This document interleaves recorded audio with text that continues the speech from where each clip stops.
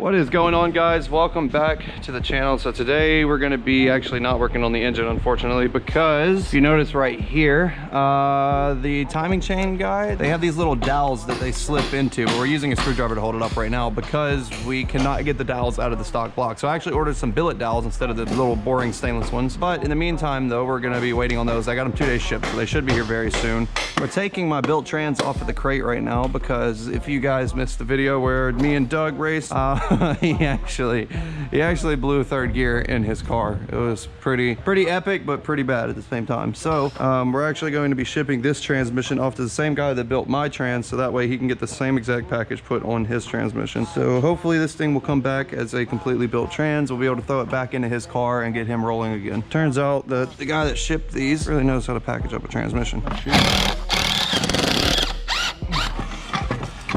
See, in my plan, I'm supposed to slip out to the side. How did he get this thing in here? Start at the front, build it around, put the back plate on. No, hang on. Just undo these right here. But there's like 8 bolts holding. Hang on. I know, I'm saying. If we take out this one? Please.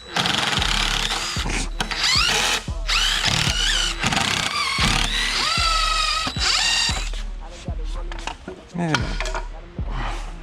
Beautiful. All right, now let's grab your trans. Yeah. There's a lot of stuff going on in there.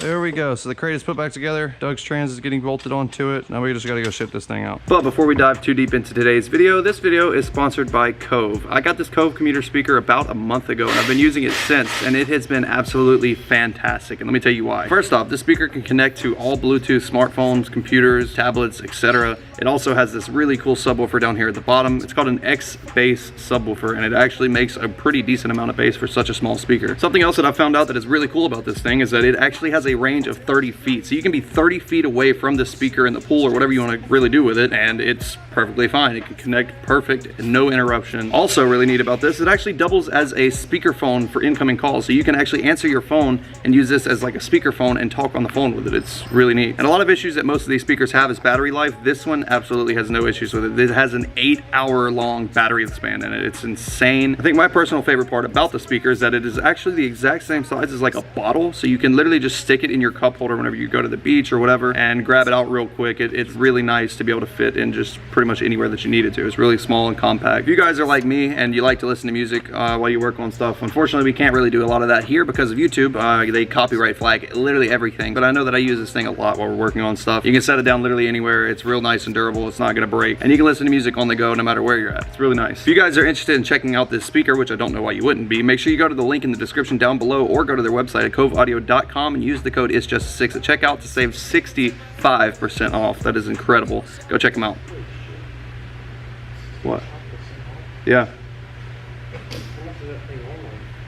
They're like $130, so 65% off is like a really good discount. Yeah, no shit. Yeah. Giving that shit away. Yeah, I know, that's what I'm saying. So like, I don't know why people wouldn't go check this out. It's pretty ridiculous. It seems like we're still doing the ad. We're actually just talking. Hopefully you guys don't mind whenever we do the little sponsored video sections of videos, because those people that are the channel sponsors really help for us to be able to do a lot of the stuff that we do. Without them, literally none of this would be possible. Same thing with you guys. I really appreciate all the support and everything. Now that that is out of the way, let's hop into today's video. We're going to be attempting to do some pretty cool stuff with this stock block today, and maybe assembling a second Coyote since we are waiting for parts on this first built Coyote here. So let's just hop right into it. All right guys, so we're getting ready to start working on this stock block, tearing everything down. We've got to transfer over the AC compressor and also the oil cooler over onto the built block. We're going to be taking this off and putting it onto the engine stand so we can get started at pretty much assembling the bottom end of it as well, and looking just to make sure that everything is okay on it. I suspect that it is. Doug necessarily doesn't think so, but I think it might be a ringland, honestly.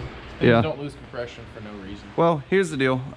This engine is a friend of mine's. It came out of a 67 Mustang. We've got to take this off of here and get it onto the ground so that I can use my engine stand for that engine. The issue here is that this motor is extremely heavy. We've got an iron block and iron heads. So this ought to be real fun. Real fun. But we're gonna try and hopefully get this thing on the ground and out of the way. Just, I don't know what the easiest way to do this is without dying. Are you able to even lift? Try to just lift the front, just your weight. Oh, son, this is gonna be interesting. I don't know. Yeah, I don't know either. I don't think that's gonna come out. We decided that we should probably do it the smart way. All right, Let's drop her. Okay, it just like literally just shat on that tire. There's nothing there. All right, now we ready? Yeah. Boom. Looky there, boy. Most of the time I know you are. So now we've got a free engine stand, so now we got to figure out how to get this short block. Why am I carrying this? This is not a magical wand. Put that back. It's still got all the engine mount bolts bolted down, so we're gonna have to get those off. Luckily, it's pretty simple though. One bolt right here, one bolt right there, and honestly, we should be able to lift it up by hand. That's what we did with the other one, so shouldn't be that bad. Doug's got the fancy SK Tools gloves. Look at them. I need some. Thank you for the gift, sir. SK, if you're watching this, I love you, and I'll take another set of gloves if you want. Or 2, or 3, or 4, or 5, or a bunch. Honestly, I like those gloves. Oh my God, dude. Are you really that? I'm really that weak, dude. Here, you try to get this side. Oh, this is why, bro. This is easy as back here. Oh, what? Hell yeah. Oh, we're lifting the whole cam member. Okay, now lift it. Oh, okay. Well, you better walk. I'm trying to walk. Lower it down. There we go. Perfect. We're gonna push this thing over here. All right, now here comes the fun part. We're gonna flip this thing upside down, and fluid is about to spill everywhere because it's full of coolant. Oh yeah. Guess a pan isn't a bad idea.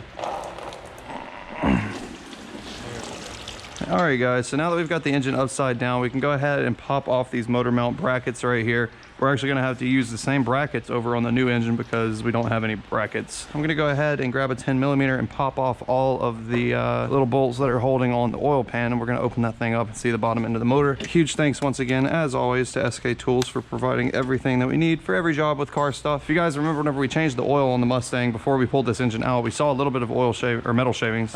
So I'm kind of interested to see where that's coming from, how bad it is, etc. All right, here we go. There you go.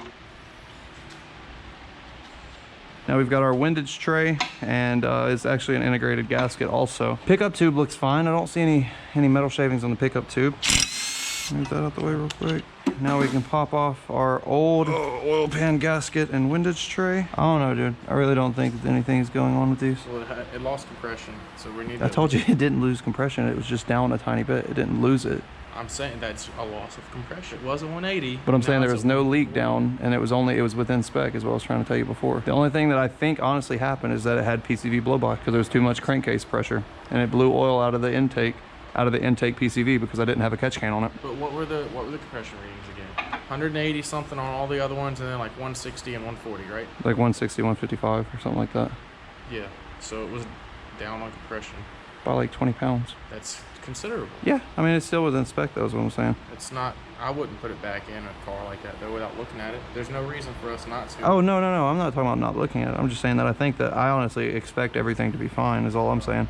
I think you're going to have a slightly cracked ringland, or maybe one of the rings is washed out. So what do you want to do? You want to pop each piston out and pop it back in? Go ahead and rotate it back again. Preferably that way once I get this off, because you got a lot of oil in here that was in the pan. Okay, so you want me to rotate it back around and drain the oil out? So basically what we're trying to see if one of the ringland of the piston, now basically what a ringland is if you look at a piston, you got a flat top to a piston, and then along the side here, you've got like your ring area, and then below that you've got your ringland. And basically what happens is sometimes on higher horsepower engines, Subarus have a lot of problems with the ringlands as well, but this ringland will basically crack, break, shear off, and the engine will still run, surprisingly enough, without the ringland even on there, because the rings are still there. They'll still hold compression, but it might not be as much compression. Like Doug said, if it's cracked, it might not completely shear off and break all over the oil pan and everything, so you can't really see it all the time. So what we're gonna do is we're gonna rotate the motor back over, and then after that we should be able to basically start disassembling the bottom end of this engine and pulling out each rod and looking at the ringland of the pistons, inspecting for cracks and everything. If nothing is there, we're going to at least number them, and I've got ARP rod bolts that I want to go ahead and put on here anyways, and we'll go ahead and I guess assemble it all back together. Are we going to reuse the bearings, or do you think that it would be a problem splitting it open and just putting new bearings in there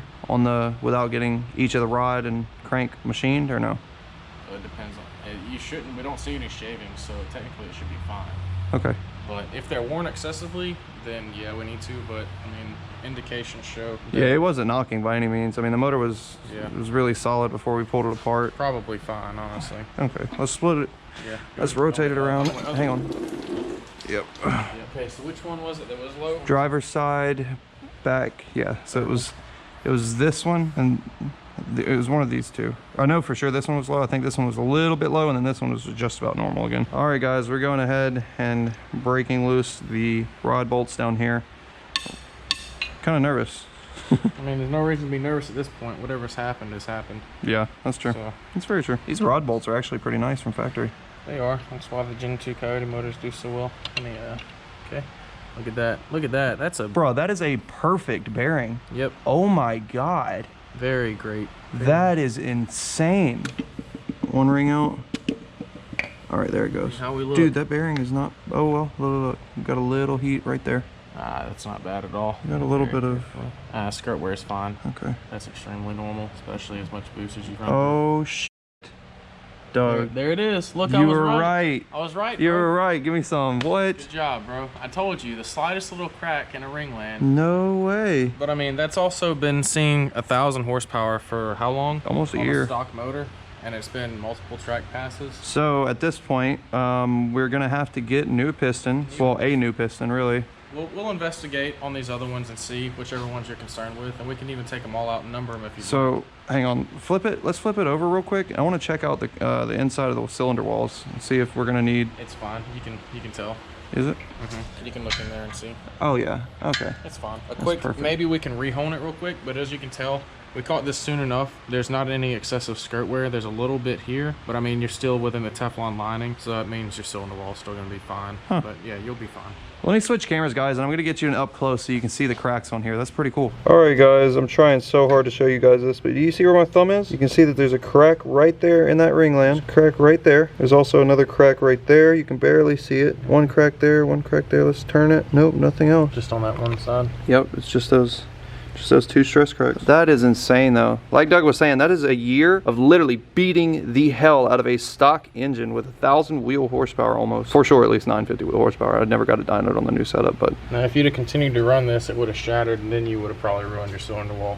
Yep. But it's a good catch. It's actually a pretty cool little finding there. We found that the bearings are perfect, the crank is perfect, the cylinder walls are perfect. It's just cracked ringlands on the pistons, which means that we just need to probably replace, for sure, that one piston, but we could probably go ahead and finish out replacing all the rest of the pistons since we're here anyways. If it's stupid to just buy a set of stock pistons. If you can replace them, why not just upgrade them? But I'm honestly really surprised. So like Doug said, it's a really good catch. I'm really happy that it blew that puff of smoke and was basically letting me know, like, hey, I'm about to let go, stop pushing on me. And we stopped. I drove it home still, and it held compression and it ran perfect and drove perfect. I even did like a baby little roll on the throttle to see what was going on with it on the way home, and it was fine. But that ringland did crack though, and that's where a lot of the issues were coming from. That's why whenever we did the compression test on those, I was saying that piston was down a little bit on compression, not much, but it was still in spec, and it turns out that it was down because of the cracked ringland. So Doug was right. That's really good. At the point that we're at right now, the block is 100% salvageable. All we've got to do is just get, like I said, new pistons, slap everything back together. That engine is going to run and see another day. So that's awesome. That's really, really cool. Coyote engines are not cheap by any means. So whenever I see that we can actually save this thing and bring it into a new car, hopefully in the future, that makes me really happy. I'm still honestly amazed that after spinning 8,500 RPM and beating on it that bad, the crank and everything looks perfect. So now what we're gonna do is we're gonna go ahead, and I guess at this point we're gonna drop out the remaining pistons and check everything out, make sure that we don't have any more cracked ringlands. I'm gonna get online real quick and we're gonna start looking at piston options and everything, figure out what we can do from here. But I'm really just happy that we have hope. This is great. Now that we got our first one out, I can slide this crank pulley a little bit on there, and I'm gonna rotate it around just a bit, pull that cap off. Bearing looks so beautiful. That's so crazy. Oh, there it goes. This one also has a good bit of skirt wear. It's not excessive though. Ringlands are perfectly fine on this one. Go ahead and put that bottom cap on there. Oh, It'll be fine. Pop this cap off. Dude, these bearings look beautiful. Yep. Oh, got another one. Oh god, this one's cracked. Got a pretty healthy little crack right there. Yep. I got a real good one right here. Look at that. I don't even know if the camera can pick up. There's a crack, pretty good crack right there, and a pretty good crack right there. So we should probably just go ahead and get new pistons if I had to say so myself. I'll probably just get some rods and pistons for it, get some forged rods, pistons, ACL bearings. I think the main bearings are probably going to be fine, but we can pop off the wouldn't even take them. So we'll leave the main bearings alone, but we probably will get some aftermarket, probably some diamond pistons, manly rods or something like that to rebuild this engine. Huh? You I'll do rods. Wouldn't hurt anything. I mean, a few $100 is kind of worth it, but it's up to you. If you don't think it needs it, then I really don't think it needs it. I really don't. As healthy as these are, honestly, those rod bolts are strong. We could torque them back. So you think we should get some ARP rod bolts at least? ARP rod bolts, stock rods, do diamond pistons on it? We don't even have to do the rod bolts if you don't want to. These will be fine. These are strong. All right, guys. So we got all of the pistons out of the engine. We've got all 8 of them sitting right here. And out of these 8, we counted 4 of them that actually had cracked ringlands. So we definitely are going to have to get some new pistons. We might be able to get away with keeping the same rods. Probably going to get new bearings. We'll look over them a little bit more until we decide. But definitely going to have to get new pistons. So we actually did, by the way, take the stock oil pump gears and do the drop test on them. And because they're powdered steel, Doug dropped them from about right here, dropped them onto the ground, which is about 3 feet, and they actually managed to crack and break just like that. So that is the reasoning for not running stock oil pump gears, by the way. Make sure that you always go with billet oil pump gears whenever you're building any kind of Coyote engine. It's the most important aspect of this entire engine. But everything on the crank looks really good. We were spinning it here just a minute ago. Yeah, there you go.